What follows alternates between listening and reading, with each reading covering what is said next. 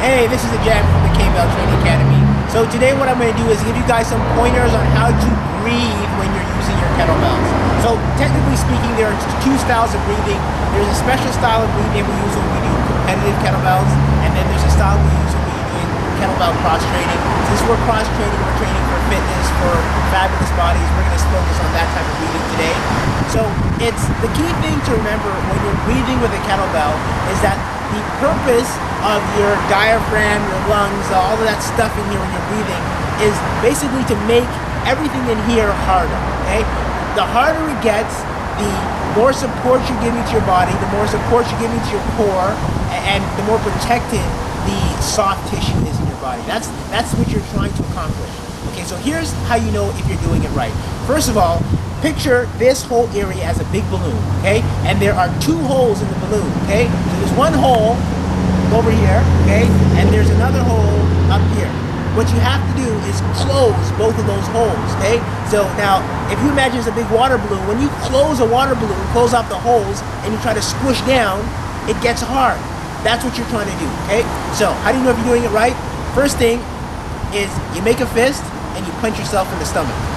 Okay, I'm serious. Like, if you go soft like this, you can, but the harder you hit, the tighter your abs are gonna get.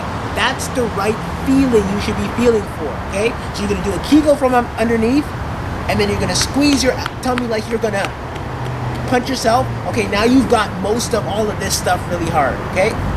That's part one. Part two is how do you exhale, okay? Now most of us have been taught to exhale when we're working out. We're taught to go, okay? Which is half right. What I want you to do is exhale, but not let everything out, okay? If you have kids or everybody ever hit you accidentally, what happens when you get touched in your tummy, you make a sound, you make this grunting sound, is what you want to do. So what you want to try to, if you put your head in front of your mouth and you make that grunting sound, you'll feel your air comes out hard and fast and sharp, but it's not all coming out. If you put your hands on your abs and you try going, like how you've been taught to exhale, or if you try going, you'll feel that that second one makes you grunt, okay? That's the proper way to breathe. Now, all that's left for you to do is put that breathing in the right place.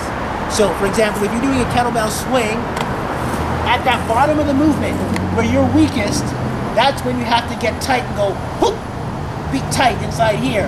And then you're gonna use your glutes and you're gonna throw it back out, okay? So it's gonna be, whoop, whoop, whoop. If it was a squat, it would be the exact same thing. You get tight, okay? Okay, so there's always this tension on the way down, holding on to everything, keeping it nice and tight, keeping your heels grounded, all be nice and firm, and then you explode up. And then you hit it out, push it out, punch it out. If you do that, you'll keep your abs nice and tight, you'll be safe around the back, everything will be harder, sharper, faster, eventually it'll be easier, you'll be well on your way to mastering any kettlebell exercise, any kettlebell workout you see out there. Have fun.